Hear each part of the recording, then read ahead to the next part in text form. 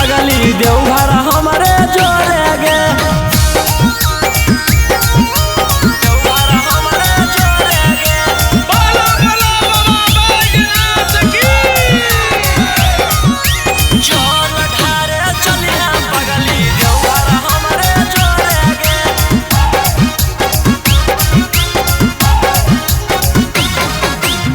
भंगिया धतूरा चढ़ई है और बेलपतर के भोला जी से हाथ मांगे है अपना लभर के।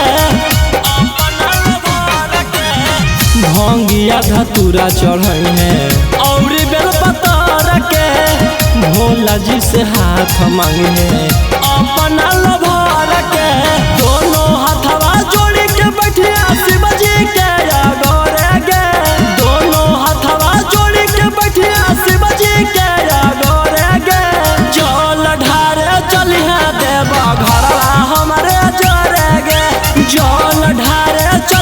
पगली देवघर हमारे जोरे गे। देवघर हमारे जोरे गे। जल ढारे चलिया पगली देवघर हमारे जोरे गे। देवघर हमारे जोरे गे। राजा रौशनमा पर तू कर ले विश्वास गे। भोले दानी कर दे तू पूरा तोरा सगे।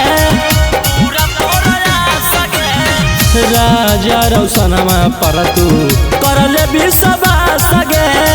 भोले दानी कर दे तू